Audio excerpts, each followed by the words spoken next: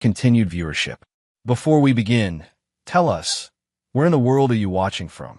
We love knowing our global reach. Now, let's dive into today's story. Chapter 1. The Foundation of a Fool.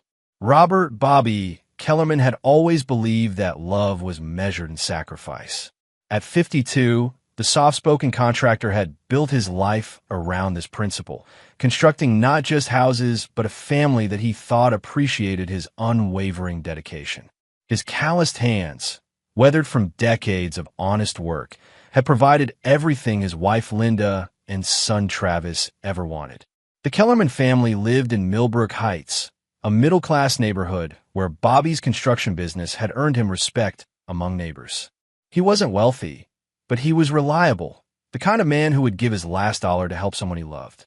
His wife Linda, 47 with platinum blonde hair and a taste for design and knockoffs, had grown comfortable with Bobby's generous nature over their 23 years of marriage. Travis, their 25-year-old son, had inherited his mother's sense of entitlement without any of his father's work ethic. After dropping out of college twice, he'd spent the last 3 years bouncing between part-time jobs while living rent-free in Bobby's basement. Despite his failures, Bobby continued to support him, believing that unconditional love would eventually guide his son toward success. The trouble began 6 months ago when Travis announced his engagement to Becca Morrison, a 23-year-old social media influencer with 30,000 followers and dreams bigger than her income. Becca was everything Travis thought he deserved: beautiful, ambitious, and expensive. She had long auburn hair, green eyes, and a smile that could charm money from a miser's wallet. "Dad, we want a real wedding," Travis had said over dinner that night, his arm around Becca as she scrolled through Pinterest boards filled with chandelier-lit ballrooms and 5-tier cakes. Nothing cheap or embarrassing.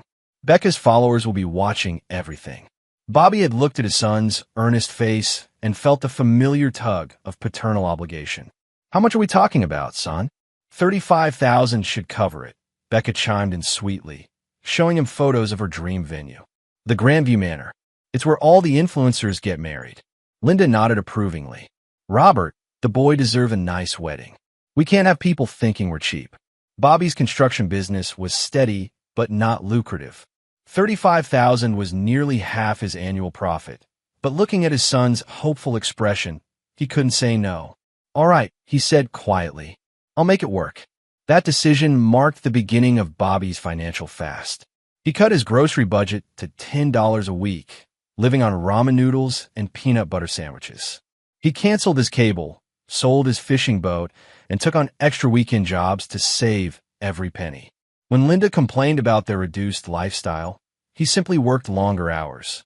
"You're never home anymore," Linda would say, though she spent her days shopping for the wedding with Becca, using Bobby's credit cards for essential purchases.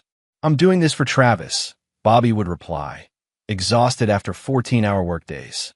It's his big day. What Bobby didn't know was that his sacrifices had become a source of entertainment for his family. Linda had grown closer to Becca over the wedding planning, bonding over their shared view of Bobby as an endless ATM machine. They developed a routine of mocking his frugal meals and desperate attempts to save money, treating his devotion as both pathetic and useful. Meanwhile, Travis had found validation in Becca's attention and her friends' admiration for his generous family. He never mentioned that his father was eating ramen while paying for their champagne dreams, preferring to let people assume the money came easily. Dr. Michael Hendricks entered the picture 3 months into the wedding planning. The 40-year-old orthopedic surgeon was Linda's new patient.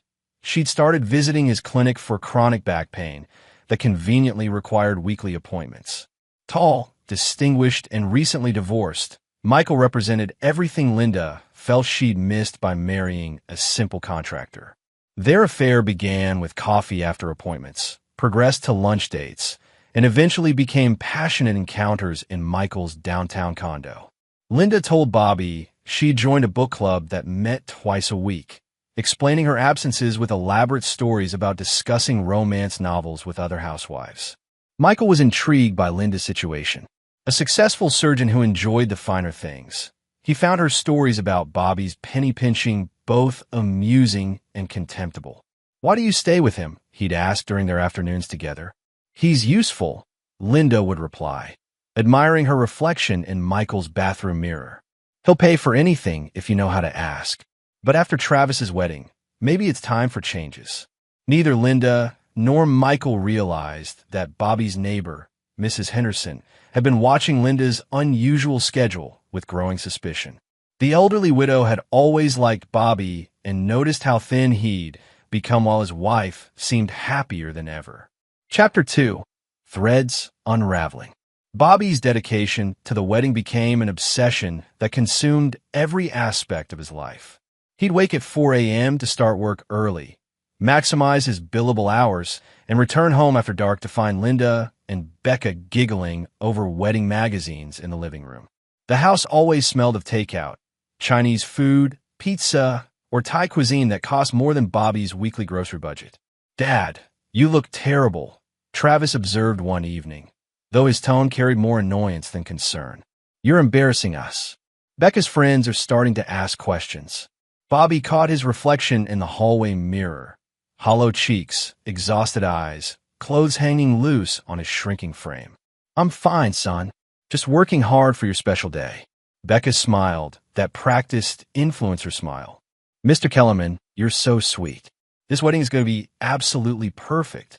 My followers are going to die when they see the photos." The wedding expenses kept climbing. First came the upgraded floral arrangements, an additional $3,000 because Becca decided roses were too basic. Then the custom lighting package for better photos, another $2,000.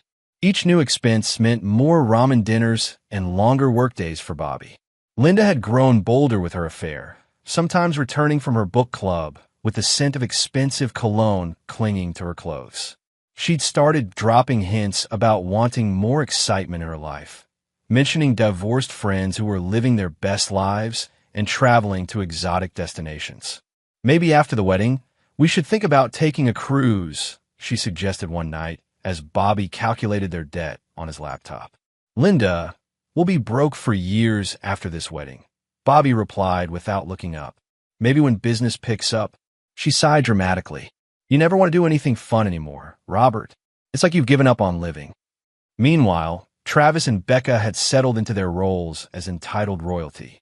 They'd moved their planning sessions to coffee shops and restaurants, using Bobby's credit cards to fund their daily outings while discussing their future with casual cruelty. "Your dad's so desperate to please everyone," Becca observed during one of their cafe meetings. "It's actually kind of sad." "He's always been like that," Travis replied, scrolling through his phone. "Mom says he'll sacrifice anything to avoid conflict. Makes him easy to manipulate." Their friend Jake Morrison, Becca's older brother, had recently returned from Los Angeles with tales of startup success and venture capital. The 28-year-old had convinced himself he was destined for greatness, despite a track record of failed businesses and mounting debt. He'd been staying in Becca's apartment, charming her with stories of Hollywood connections and upcoming opportunities. "You should come to LA after the wedding," Jake suggested during one of their group dinners. "I've got connections in the entertainment industry. Becca could be huge on the West Coast." Travis liked the idea of reinventing himself in California, far from his father's disappointed glances and the neighborhood kids who remembered his failures. "Maybe we will," he said. "Dad's already paying for everything anyway." Dr. Michael Hendricks had grown tired of Linda's constant complaining about Bobby. Initially, her stories about her husband's frugality had amused him, but after months of hearing the same complaints, he'd begun to see Linda's true nature: selfish, entitled, and utterly without loyalty. "When are you going to leave him?" Michael asked during one of their encounters. "You talk about wanting a better life, but you won't take any steps toward it." Linda hesitated. She enjoyed the affair's excitement, but Bobby's steady income provided security that Michael's interest might not. "After the wedding," she promised. "Once Travis is settled, I'll be ready to start over." Mrs. Henderson had seen enough.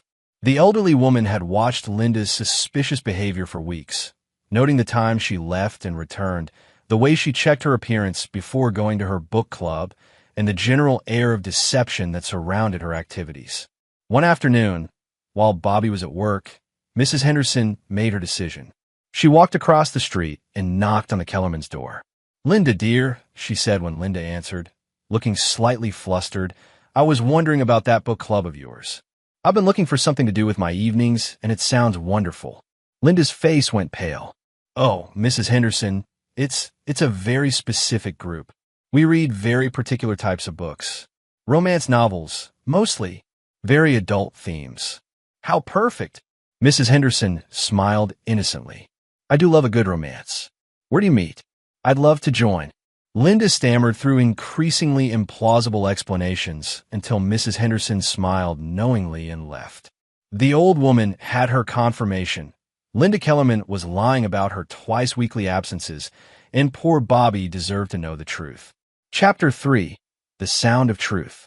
The morning of the final payment delivery, Bobby stood in his kitchen eating his breakfast of instant oatmeal and black coffee. The check in his wallet represented his last savings, borrowed money from his retirement account, and a second mortgage on their house. $35,000. Everything he had and more, invested in his son's happiness. Linda had already left for her book club, kissing his cheek with unusual enthusiasm. The wedding's going to be beautiful, Robert. Travis is so lucky to have a father like you. Bobby smiled, feeling a rare moment of satisfaction. Despite the sacrifice, he'd kept his promise. His son would have the wedding of his dreams, and maybe afterward, they could rebuild their financial stability together. The drive to Travis's apartment took 20 minutes through morning traffic. Bobby had called ahead to arrange the meeting, wanting to present the final payment check personally. This was his moment, the culmination of months of sacrifice that would finally earn his son's respect and gratitude. He climbed the stairs to Travis's second-floor apartment, mentally rehearsing a little speech about family, commitment, and the importance of building a strong marriage. The door was slightly ajar when he reached the landing, and he could hear voices inside. Travis, Becca, and someone else laughing about something. Bobby raised his hand to knock when he heard his son's voice clearly. My dad's such a loser. He'll pay for anything if you guilt-trip him enough. The words hit Bobby like a physical blow. He froze, his hands suspended inches from the door.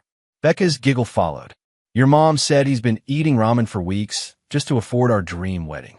Bobby's heart hammered as he recognized the third voice. Jake Morrison, Becca's brother, joining their laughter. He's so desperate to be loved. It's actually pathetic. The man sold his fishing boat, Travis continued, his voice filled with mock sympathy. His precious boat that he used every weekend. Also, Princess Becca here could have her Instagram moment. Did you see him last week? Becca added. He's practically skeletal. I almost felt bad, but then I remembered. He's choosing to do this. Nobody's forcing him to be such a pushover. Jake's voice carried the casual cruelty of someone completely detached from consequences. At least you're getting something out of it.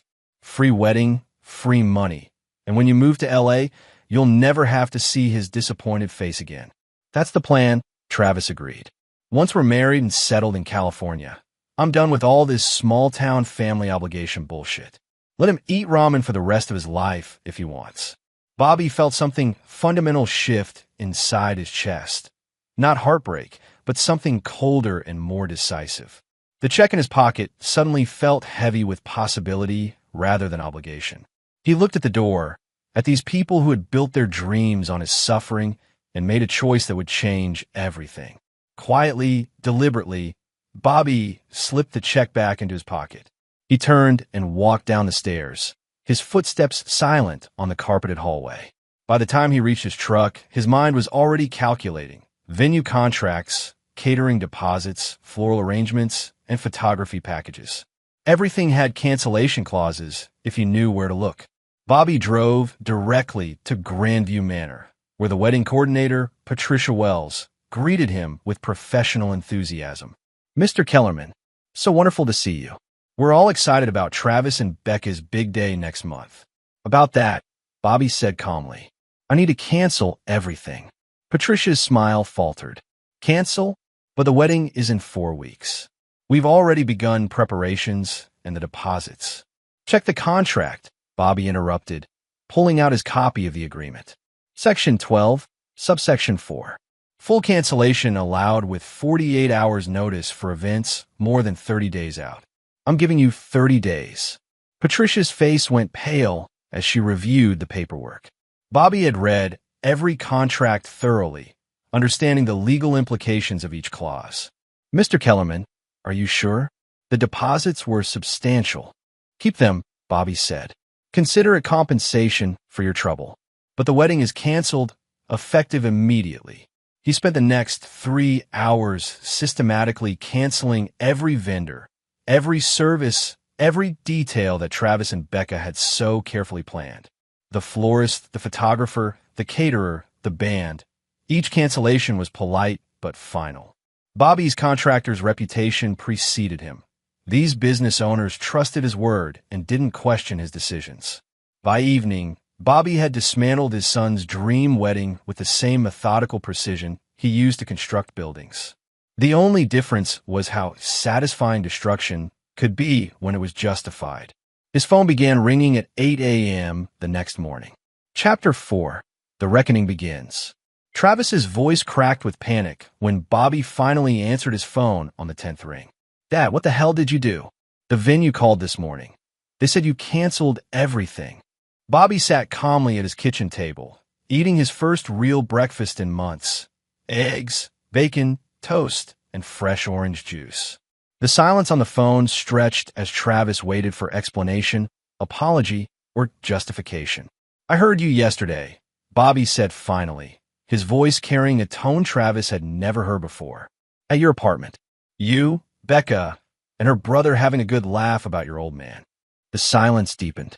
Bobby could practically hear Travis's mind racing, trying to calculate damage control strategies. "Dad, listen, we were just what?" Bobby's voice remained eerily calm. "Just joking about how I'm eating ramen, so your princess can have her Instagram moment? Just laughing about how pathetic I am for loving my son enough to sacrifice everything." It wasn't like that. It was exactly like that. Bobby took a sip of his coffee, savoring the taste of something he'd denied himself for months. $35,000, Travis. That's what I've spent on your wedding. You want to know how I raised that money? Travis said nothing. "I mortgaged our house, cleaned out my retirement account, sold everything I owned that had any value. I've been eating one meal a day for 4 months so you could have your dream wedding. And you think I'm a desperate loser? Dad, please." "The wedding's canceled," Bobby said flatly. "Every vendor, every service, every single detail you and your fiancé spent months planning. Gone." Travis's voice rose to near hysteria. "You can't do this. People are coming from all over the country. Becca's family, her friends. Everyone will know we've been humiliated. Should have thought about that before you decided to humiliate me." Bobby hung up and turned off his phone. For the first time in months, he felt genuinely hungry. Not the desperate hunger of enforced poverty, but the satisfied hunger of a man who'd earned his appetite. The next call came to the house phone an hour later. Linda's voice was shrill with panic. "Robert, what have you done?" Travis is beside himself. "You've embarrassed the entire family." "I've embarrassed the family?" Bobby laughed, and the sound sent chills down Linda's spine. She'd never heard her husband laugh like that. Cold, bitter, and completely without warmth. "Tell me, Linda, how's your book club?" Linda's sharp intake of breath confirmed what Bobby had suspected. Mrs. Henderson had visited him the previous evening, her elderly face creased with concern and righteous anger. She'd told him about Linda's suspicious behavior, the lies about book clubs, and her growing certainty that Linda was having an affair. "I don't know what you're talking about," Linda said weakly. "Dr. Michael Hendricks," Bobby said simply. "Orthopedic surgeon, downtown Medical Plaza, Tuesday and Thursday afternoons." The phone went dead. Becca arrived 30 minutes later, bursting through the front door without knocking. Her perfectly styled hair was disheveled, her Instagram-ready makeup streaked with tears. "Mr. Kellerman, please. You have to understand, Travis didn't mean those things. He was just showing off for Jake." Bobby looked at her with the same expression he might give a particularly annoying insect. "Get out of my house." "But the wedding." "There is no wedding. My family's already bought plane tickets. My dress cost $3,000. My followers." "Your followers?" Bobby stood up slowly, and something in his posture made Becca step backward. "You're worried about your social media followers?" "It's my career. You don't have a career. You have a hobby that depends on other people's money. And this particular source of funding just dried up. Becca's true nature emerged as her panic grew. You can't do this to us. We've planned everything. We deserve this wedding. You deserve exactly what you've earned, Bobby replied, which is nothing. After she left, Bobby made himself lunch, his first midday meal in months. He was cutting into a sandwich when Jake Morrison knocked on his door, his startup swagger replaced by desperate calculation. "Mr. Kellerman, we need to talk," Jake said, pushing past Bobby into the living room. "This situation has gotten out of hand." "Has it? Look, I understand you're upset, but you're making a mistake. Becca and Travis love each other, and you're destroying their happiness over some stupid misunderstanding." Bobby studied Jake Morrison, the failed entrepreneur who'd convinced his sister she deserved a $35,000 wedding funded by a man he'd called pathetic. "Tell me about Los Angeles, Jake. Tell me about these business opportunities you're promising my son." Jake's confidence flickered. "Well, things are still developing. How much money do you owe?" "What?" "Simple question. How much money do you currently owe to various creditors?" Jake's face went red. "That's none of your business. It became my business when you started planning to take my son to California based on your connections. So I'll ask again, how much money do you owe?" $17,000, Jake mumbled. "Credit cards?" "Mostly. Any actual job prospects in Los Angeles?" Jake's silence answered the question. "Get out," Bobby said quietly, "and take your sister and my son with you when you leave town. I don't want to see any of you again." "You're making a huge mistake," Jake threatened. "Becca has influence. She can make your life very difficult." Bobby smiled then, and Jake Morrison felt something primitive and frightening in that expression. "Son, I've spent 4 months eating ramen noodles while watching my family spend my money and mock my sacrifice. My wife is cheating on me with a surgeon. My son thinks I'm a pathetic loser, and his fiancée considers me an ATM machine. Exactly what part of my life do you think you can make more difficult?" Jake left without another word. Chapter 5. The Doctor's Dilemma. Dr. Michael Hendricks was finishing his morning surgery when his phone buzzed with an urgent text from Linda. "Bobby knows. Need to talk immediately." Michael's hands remained steady as he completed the final sutures, but his mind raced through implications. He'd always known the affair carried risks, but Linda had assured him that Bobby was too passive and devoted to ever suspect anything. The surgeon prided himself on calculated decisions, and this situation was rapidly spinning beyond his control. Linda was waiting in his office when he finished with his patients, her usual composure replaced by barely contained panic. "He knows about us," she said without preamble, "and he's canceled Travis's entire wedding." "How much does he know?" Michael asked, already calculating damage control strategies. "Everything. The book club story, your name, even your clinic location. Someone must have been watching me." Michael poured himself a scotch from the bar card in his office, not offering one to Linda. His recent divorce had cost him dearly, and another scandal could devastate his practice. Most of his patients were middle-aged women who expected their orthopedic surgeon to embody stability and respectability. "What exactly do you want from me, Linda?" The question caught her off guard. "I want us to figure this out together. We need to manage Bobby, convince him to—" "No," Michael interrupted. "What you need is to go home and salvage your marriage. This was always supposed to be temporary." Linda stared at him. "Temporary? You said you loved me." "I said a lot of things, but I'm not destroying my practice over someone else's marital problems." "Someone else's marital problems?" Linda's voice rose dangerously. "We've been together for 3 months. We've talked about me leaving Bobby, about us having a future together." Michael finished his scotch and straightened his tie. "Linda, you're an attractive woman, and we've had some pleasant times together, but I never promised you anything permanent. You're married, you have a family, and frankly, your husband sounds like a decent man who doesn't deserve what you've been doing to him." Linda felt the ground shifting beneath her feet. In her fantasies, Michael would rescue her from her mundane life with Bobby, providing the excitement and luxury she felt she deserved. The reality of his dismissal was devastating. "You can't just abandon me now," she pleaded. "Bobby will divorce me. I'll have nothing.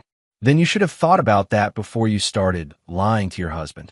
Michael moved toward his office door, clearly ending the conversation. I have patience to see. After Linda left, Michael made 2 phone calls. The first was to his lawyer, informing him about potential complications from the affair. The second was to his clinic's reputation management consultant, a necessary precaution in his profession. Meanwhile, Bobby was implementing the second phase of his plan. He drove to the office of Patricia Wells, the wedding coordinator, carrying a folder of documents. "Mr. Kellerman," Patricia said nervously, "I hope you're not here to change your mind about the cancellation. We've already notified all the vendors." "I'm not here about the wedding," Bobby interrupted. "I'm here about a business proposition." Patricia looked confused. "Business proposition?" Bobby opened his folder and spread several contracts across Patricia's desk. "I want to hire your services for a different event. Same date as the wedding would have been, same venue, similar scale." "What kind of event?" "A divorce party." Patricia's eyebrows rose. "A divorce party?" "For my wife.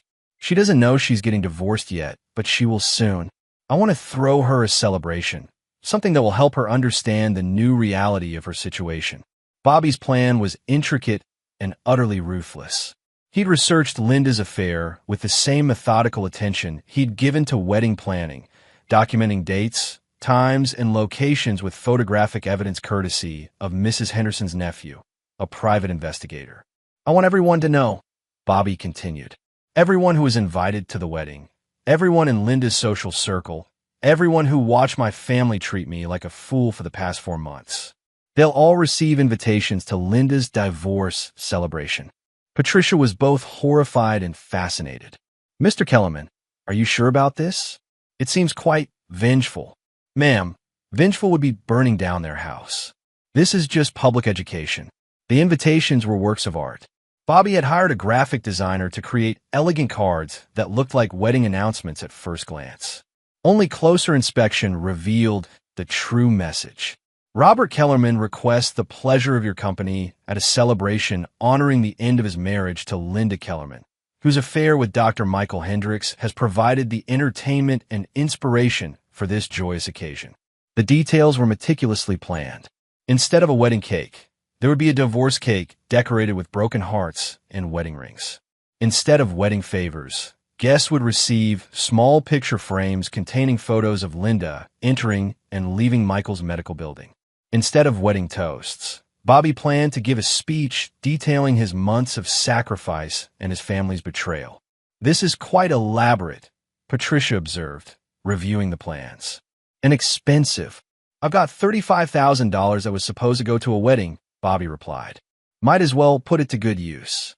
That evening, Travis arrived at Bobby's house with Jake Morrison in tow. Both young men looked haggard, their earlier arrogance replaced by desperate confusion. "Dad, we need to talk," Travis said, his voice lacking its usual entitlement. Bobby didn't invite them in. "Talk. This has gone too far," Jake said, trying to reclaim some authority. "You're humiliating innocent people over a private conversation." "Innocent people?" Bobby laughed that cold laugh again. "Son, there hasn't been an innocent person in this story since it started. You came to my town, convinced my son to take on debt for a wedding he can't afford, planned to drag him to California based on your non-existent connections, and called me pathetic for paying for your sister's fantasies." "We can fix this," Travis interjected. "I'll apologize. We'll scale back the wedding." "There is no wedding," Bobby said flatly. "And there's no fixing this. You showed me who you really are, and I believe you." Jake stepped forward aggressively. "You're making a mistake, old man. Becca has connections, influence." Bobby's expression didn't change, but something in his stillness made Jake stop talking. "Let me explain something to you boys," Bobby said quietly. "I've spent my entire adult life building things. Houses, businesses, relationships. I know exactly how things are constructed, and I know exactly how to tear them down. Your sister's influence is 30,000 followers who don't know her real name. My influence is 25 years of business relationships in this town." He paused, letting that sink in. "Jake, your credit score is 487. You owe $17,000 across 6 credit cards and have been evicted from 2 apartments in Los Angeles. Travis, You've never held a job for more than 8 months, and your employment history reads like a catalog of failure. Becca's Instagram income last year was $1,400. Both young men stared at him. So when you talk about connections and influence, remember that I actually have both. And unlike your family, I know how to use them.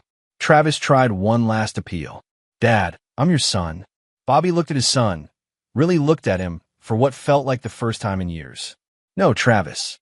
My son died yesterday when I heard him call me a pathetic loser. You're just someone who happens to share my DNA and my last name. For now. Chapter 6. The Social Media Storm. Becca Morrison's Instagram account had become her identity, her career, and her entire sense of self-worth over the past 3 years. Her 30,000 followers represented validation, opportunity, and she convinced herself, genuine influence. The canceled wedding wasn't just a personal disappointment. It was a professional catastrophe that threatened to expose the carefully constructed illusion of her lifestyle. She'd spent the night after Bobby's cancellation crafting the perfect social media response, trying to spin the disaster into sympathy and engagement. Her post featured a tear-streaked selfie with dramatic lighting and a caption about toxic family members and overcoming obstacles. The response was immediate, but not what she'd expected. Comments ranged from supportive to skeptical to downright hostile. Several followers had done basic research and discovered inconsistencies in Becca's story.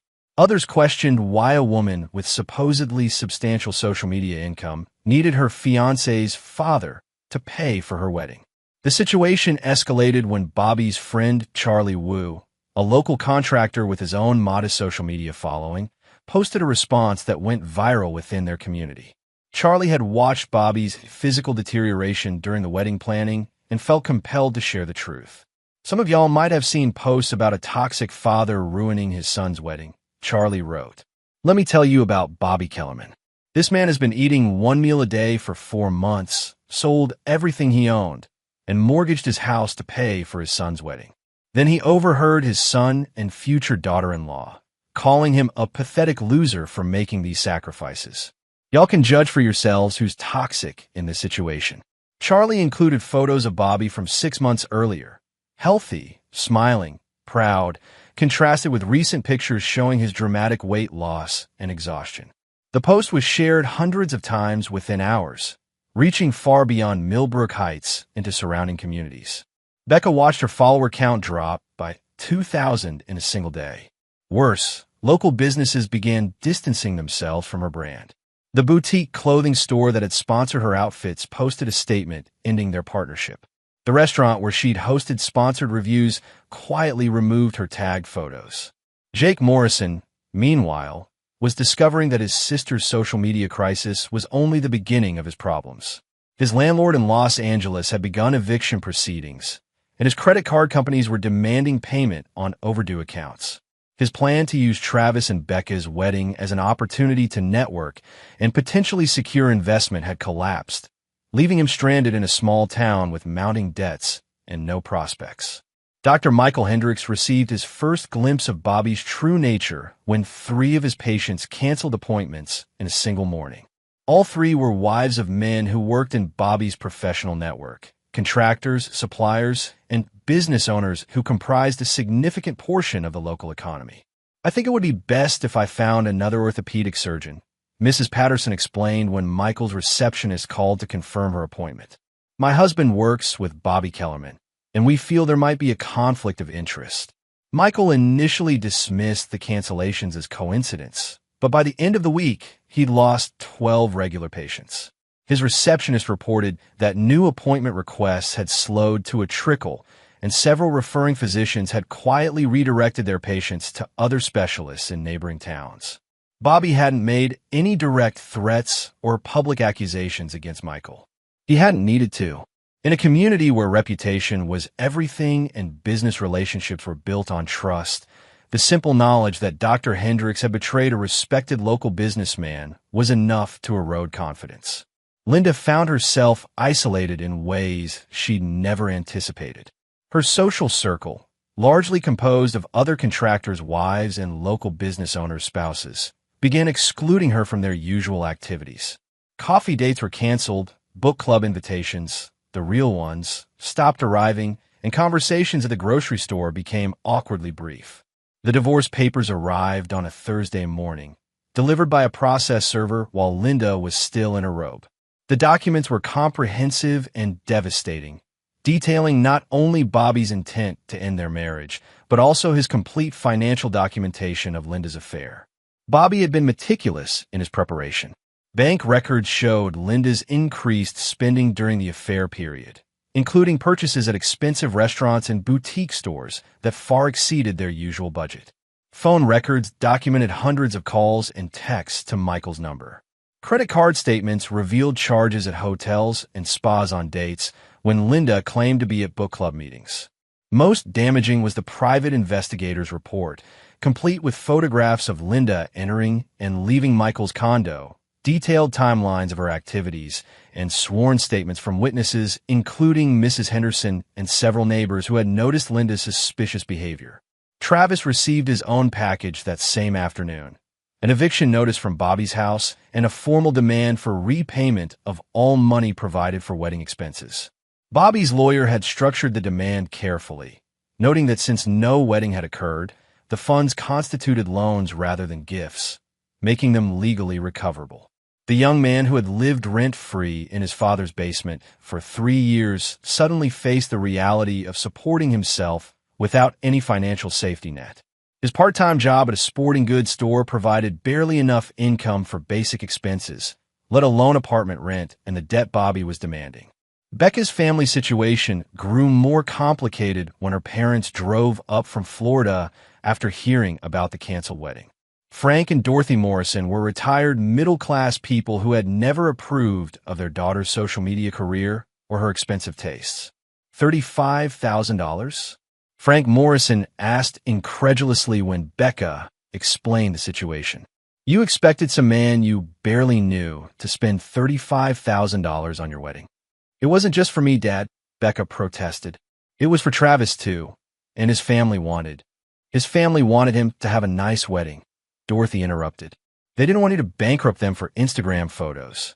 Frank Morrison was a retired electrician who understood the value of money and the cost of manual labor.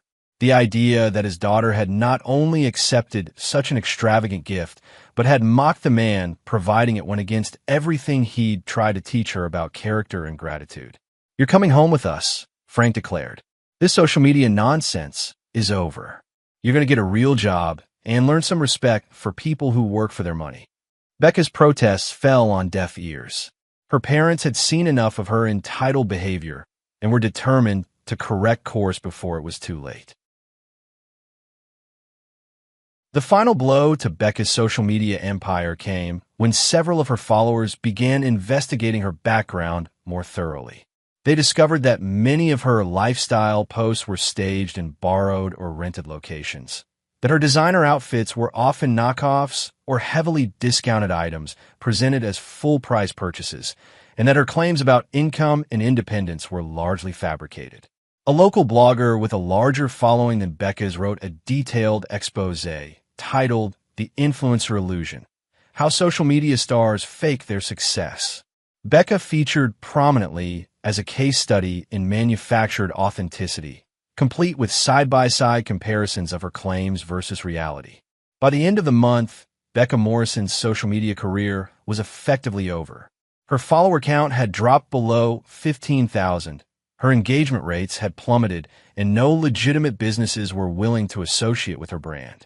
As Bobby watched the systematic collapse of his betrayers' lives, he felt no satisfaction, only the cold completion of necessary work.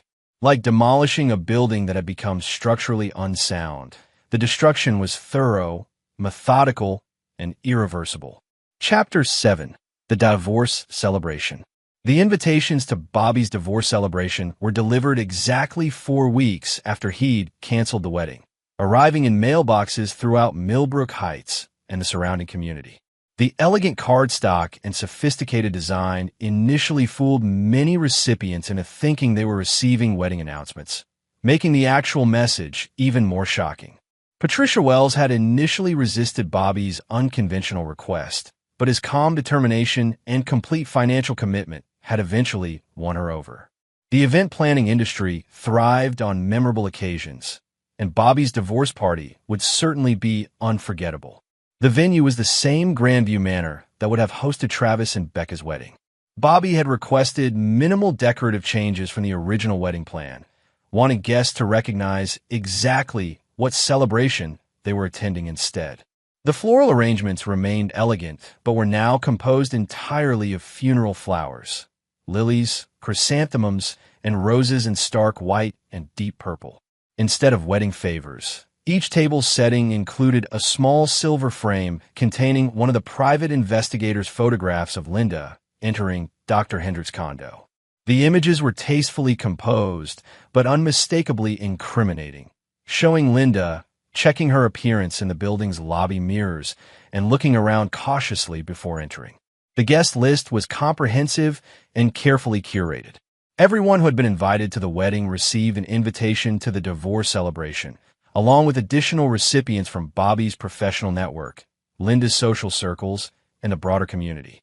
Local business owners, city council members, church congregations, and social clubs all received formal invitations to witness Linda Kellerman's public accounting. Word of the unusual event spread quickly through Millbrook Heights. Some people were appalled by Bobby's public vindictiveness. Others were fascinated by the dramatic turn of events, and many were simply curious to see how the situation would unfold. Linda received her invitation via certified mail, along with a note from Bobby. "Since you enjoyed celebrating behind my back, I thought you might appreciate celebrating in front of everyone." Dr. Michael Hendricks' invitation was delivered to his medical office, causing considerable gossip among his staff. The sophisticated-looking envelope had prompted his receptionist to open it, assuming it was a professional event, only to discover the shocking contents that quickly became the talk of the entire medical building. Travis found his invitation slipped under the door of the cheap motel room where he'd been staying since Bobby evicted him from the family home. His father had included a personal note. "Your presence is requested but not required. I thought you might enjoy seeing the conclusion of the situation you found so amusing." On the evening of the celebration, Bobby arrived at Grandview Manor wearing his best suit, the same one he'd planned to wear to his son's wedding. He'd gained back 15 pounds over the past month, and his face had regained some of its natural color and vitality. For the first time in months, he looked like a man in control of his circumstances. Nearly 200 people attended the event, drawn by curiosity, support for Bobby, or simply the spectacle of such an unprecedented social occasion. The local newspaper sent a reporter, and several attendees discreetly documented the evening on their phones, ensuring that the story would spread far beyond Millbrook Heights. Linda arrived separately, accompanied by her sister who had driven up from Atlanta to provide moral support. Linda looked haggard and defensive, her usual confident demeanor replaced by barely controlled anxiety. She considered not attending, but her lawyer had advised that absence would be interpreted as admission of guilt and would damage her position in the divorce proceedings. Dr. Hendricks did not attend, having left town 3 days earlier for what his office described as an extended medical conference. His absence was noted by many and interpreted as confirmation of his guilt. Bobby took the podium at 8 o'clock, after dinner had been served and the assembled guests had settled into the surreal atmosphere of celebrating the end of a marriage. His speech was neither angry nor emotional, but rather methodical and devastating in its completeness. "Thank you all for coming to celebrate this important milestone," he began, his voice carrying clearly through the elegant ballroom. "Many of you are planning to attend a wedding here tonight, celebrating the marriage of my son Travis to Rebecca Morrison. Instead, we're here to celebrate the end of my marriage to Linda." The room was absolutely silent. For those who might be wondering why we've gathered for such an unusual occasion, let me explain. For months ago, I committed to spending $35,000 on my son's wedding. That money represented my life savings, my retirement fund, and a second mortgage on our family home. Bobby paused, letting the financial magnitude sink in with the audience. "I worked 14-hour days, 7 days a week, to earn that money. I ate one meal a day, sold my possessions, and sacrificed every comfort to ensure my son could have the wedding of his dreams. During those same 4 months, my wife Linda was having an affair with Dr. Michael Hendricks, meeting him twice weekly while telling me she was attending a book club. Gasps and murmurs rippled through the crowd. Several people turned to look at Linda, who sat frozen at her table. Last month, I overheard my son and his fiancée laughing about my sacrifices. They called me a pathetic loser who would pay for anything if you guilt-trip him enough. They found it hilarious that I was eating ramen noodles to fund their dream wedding. They speculated about how desperate I was to be loved. Bobby's voice remained steady and conversational, as if he were discussing the weather rather than devastating personal betrayals. That conversation helped me understand something important. Respect cannot be purchased, loyalty cannot be bought, and love that requires payment isn't actually love at all. So I canceled the wedding, filed for divorce, and decided to throw this celebration instead. He gestured to the assembled crowd. Everyone in this room has worked for their money, built their relationships on mutual respect, and understood that trust is earned rather than assumed.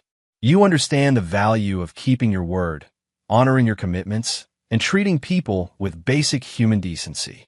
Bobby reached into his jacket and pulled out a manila envelope. In this envelope are copies of the private investigator's report documenting Linda's affair, including photographs, bank records showing her increased spending during the affair period, and phone records documenting hundreds of calls and texts to her lover. I'm not sharing these details to embarrass Linda further. Her actions have already accomplished that. I'm sharing them because truth matters, and I want everyone to understand exactly what we're celebrating tonight. The silence in the room was deafening. Linda had tears streaming down her face, but she remained in her seat, seemingly unable to move or speak. This celebration represents freedom, Bobby continued. Freedom from betrayal, from manipulation, from people who mistake kindness for weakness and generosity for stupidity. It represents the end of enabling selfish behavior and the beginning of holding people accountable for their choices. He looked directly at Linda for the first time. Linda, you chose to betray our marriage. Travis, you chose to mock my sacrifices. Rebecca, you chose to exploit my generosity. Dr. Hendricks, you chose to participate in destroying a family. These were all choices, not mistakes or misunderstandings. Tonight, we celebrate the consequences of your choices. Bobby raised his glass of champagne. To truth, accountability, and the end of taking decent people for granted. The room slowly joined his toast, the sound of clinking glasses creating an eerie conclusion to the most unusual celebration Millbrook Heights had ever witnessed. Chapter 8. Consequences and Reckonings. The weeks following the divorce celebration brought swift and comprehensive consequences for everyone involved in Bobby's betrayal. The public nature of the event had guaranteed that the story would spread throughout the community and beyond, creating ripple effects that touched every aspect of the betrayers' lives. Linda's divorce proceedings became a masterclass in legal preparation and strategic destruction. Bobby's lawyer, Margaret Shun, was one of the most respected family attorneys in the state, and Bobby had given her unlimited resources to ensure a comprehensive victory. Your husband has documented everything, Margaret explained to Linda's attorney during their first meeting. Bank records, phone logs, photographic evidence, witness statements, and a private investigator's report that reads like a spy novel. Mrs. Kellerman has no defensible position. Linda's own attorney, a young lawyer from a discount legal clinic, was overwhelmed by the scope of Bobby's evidence and the skill of his representation. The case was settled within 6 weeks, with Linda receiving minimal alimony and no claim to Bobby's business assets or retirement accounts. The final divorce decree was brutal in its completeness. Linda was required to assume responsibility for half of the wedding-related debts, despite never receiving the benefit of the celebration. She lost all rights to the family home, Bobby's business, and any jointly held assets beyond basic personal possessions. Most significantly, the court awarded Bobby a judgment for reimbursement of all expenses related to Linda's affair, restaurant bills, hotel charges, gifts, and other costs that had been paid with marital funds. The total exceeded $12,000, money that Linda didn't have and couldn't reasonably earn. Dr. Michael Hendricks discovered that small-town scandals could destroy professional reputations with devastating efficiency. His patient base continued to erode as word of the affair spread through medical communities in surrounding areas. Referring physicians quietly redirected their patients to other specialists, and his hospital privileges came under review by the ethics committee. The final blow came when the state medical board opened an investigation into Hendricks' conduct, specifically focusing on whether he had violated professional ethics by engaging in an affair with a patient. Linda's medical records showed that her back pain complaints had been largely fabricated, raising questions about whether Hendricks had properly diagnosed and treated her condition or had been enabling her deception from the beginning. Faced with mounting professional and financial pressures, Hendricks made the decision to relocate his practice to another state. His departure from Millbrook Heights was quiet and unceremonious, leaving behind a damaged reputation and a medical practice that sold for far less than its previous value. Travis's situation became desperate with shocking speed. His part-time job at the sporting goods store barely covered his motel expenses, let alone food, transportation, and the mounting debt Bobby was demanding through legal channels. His attempts to find better employment were hampered by his lack of experience and the growing local awareness of his role in the family scandal. Word had spread throughout the community about Travis's mocking comments regarding his father's sacrifices, and many business owners were reluctant to hire someone with such poor character references. Jake Morrison abandoned his sister and Travis after realizing that their situation was beyond salvaging. He returned to Los Angeles with outstanding debts and warrants for his arrest, leaving behind a trail of unpaid bills and broken promises. Becca Morrison's social media empire continued its spectacular collapse. Her parents had forced her to delete her Instagram account and return to Florida, where she was working as a cashier at a grocery store while living in her childhood bedroom. The transition from social media influencer to minimum wage employee was humiliating and complete. Her parents, Frank and Dorothy Morrison, were profoundly ashamed of their daughter's behavior and had instituted strict rules for her rehabilitation. She was required to pay rent, work full-time, and attend weekly sessions with a counselor who specialized in treating social media addiction and entitlement issues. "You will learn the value of honest work and treating people with respect," Frank told his daughter. "And if you ever behave this way again, you can find somewhere else to live." The broader community response to Bobby's actions was mixed but generally supportive. Many people admired his strategic approach to dealing with betrayal, while others felt that public humiliation was an excessive response to private family problems. Mrs. Henderson, who had first alerted Bobby to Linda's suspicious behavior, became something of a local celebrity. Her role in exposing the affair was viewed heroically by those who supported Bobby's actions. "Bobby Kellerman is a good man who is being taken advantage of by people who should have loved him," she told anyone who would listen. "Sometimes good people need to stand up for themselves, and sometimes that means other people get hurt. But they hurt themselves with their own choices."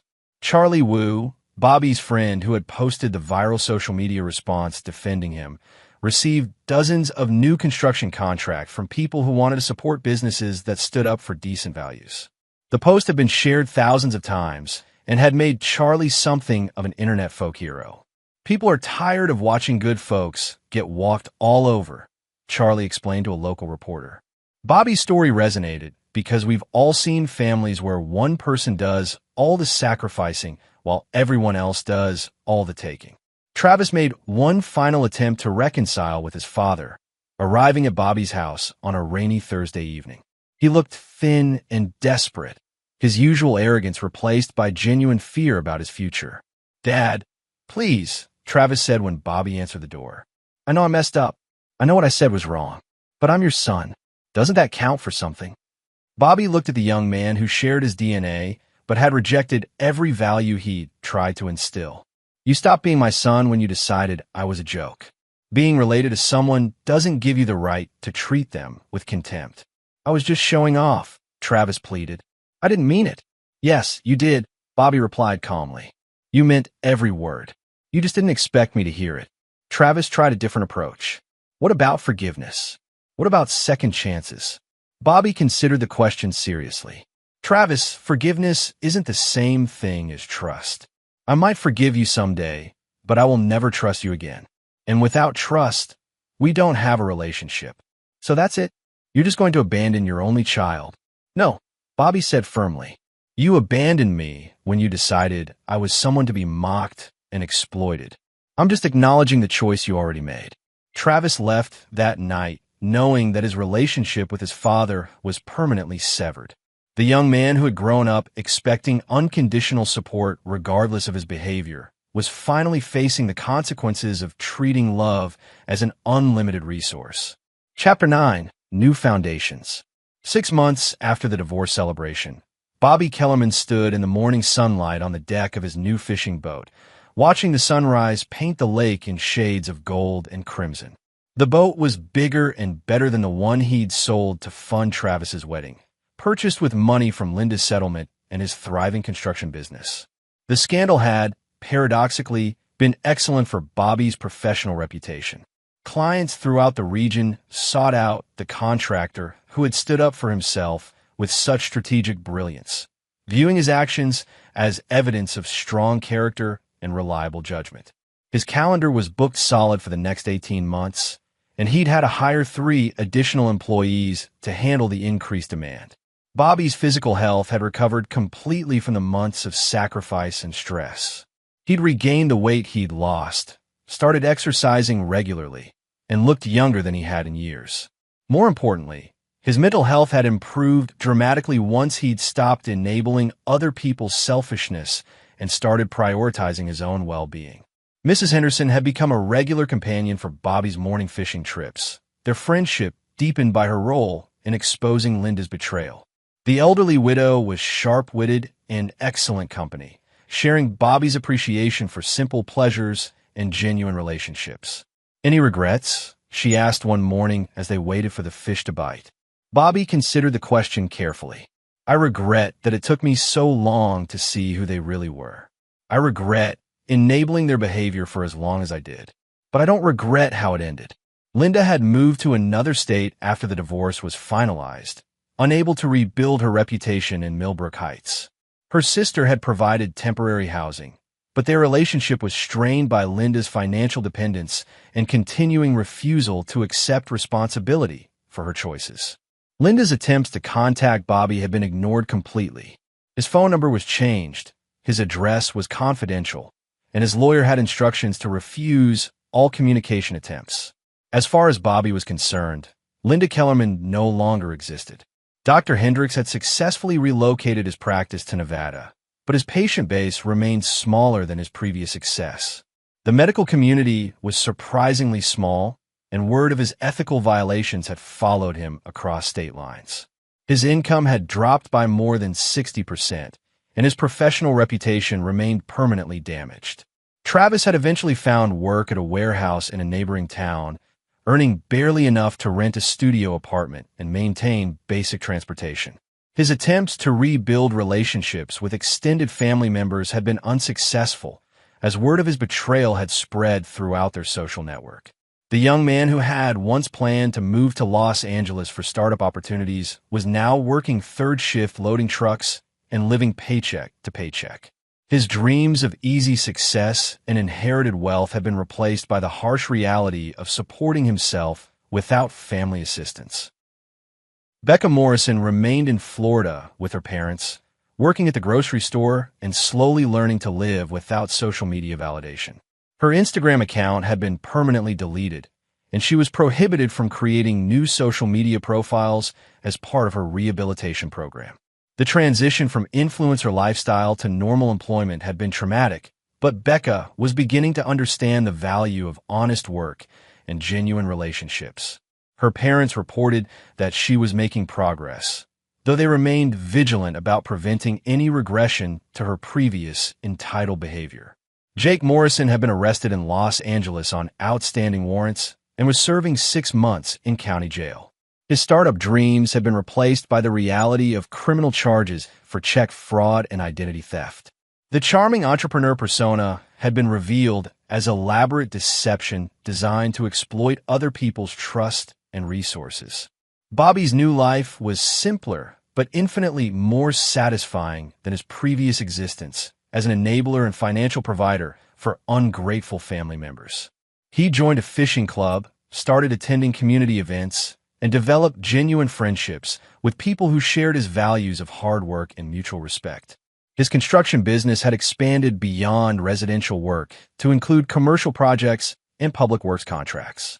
The reputation he'd built through decades of honest work, combined with the public support he'd received after standing up to his betrayers, had opened doors to opportunities he'd never previously considered.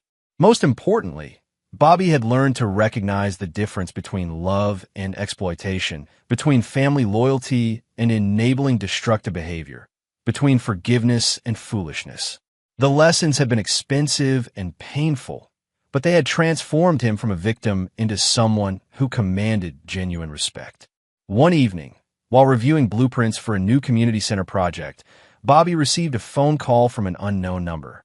When he answered, Travis's voice was barely recognizable, hoarse, desperate, and broken.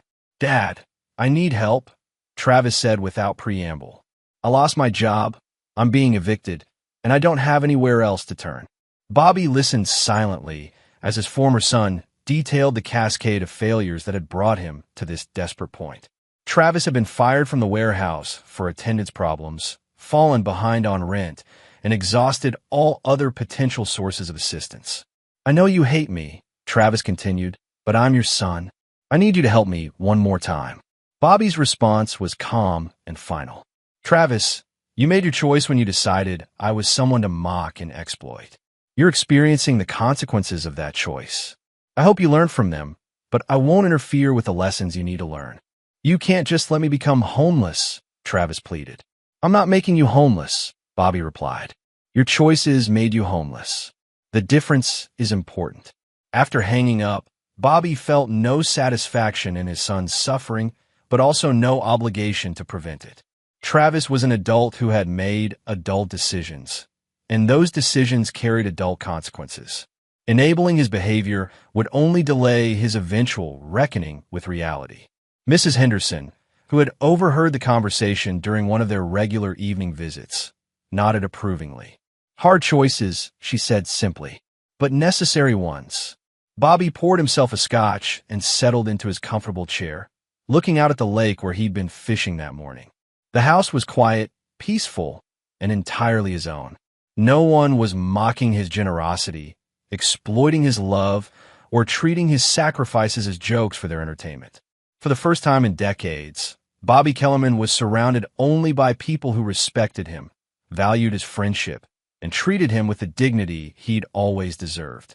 The price of achieving that peace had been high, but it had been worth every penny. As he sat in his chair, watching the sunset paint the sky in brilliant colors, Bobby reflected on the most important lesson he'd learned. Some relationships aren't worth saving, some people aren't worth forgiving, and sometimes the greatest act of love is refusing to enable someone's self-destruction. The phone rang again that evening, but Bobby didn't answer. Whatever crisis or emergency his former family was experiencing, they would have to solve it without his help. He'd given them everything he had to give, and they'd thrown it back in his face with contempt and mockery. Now, they could live with the consequences of their choices while he enjoyed the rewards of his own. The next morning, Bobby was back on his boat, fishing rod in hand, watching another sunrise over the water. Mrs. Henderson sat beside him, both of them comfortable in the peaceful silence of people who had nothing left to prove to anyone. It was, Bobby thought, exactly the kind of morning he'd been working toward his entire life. And for the first time in years, no one was asking him to pay for anyone else's dreams. And there you have it. Another story comes to an end. What did you think? I'd love to hear your thoughts in the comments below. If you enjoy this story, consider joining our community by subscribing. It means the world to us. For more stories like this one, check out the recommended videos on screen. And I'll see you there.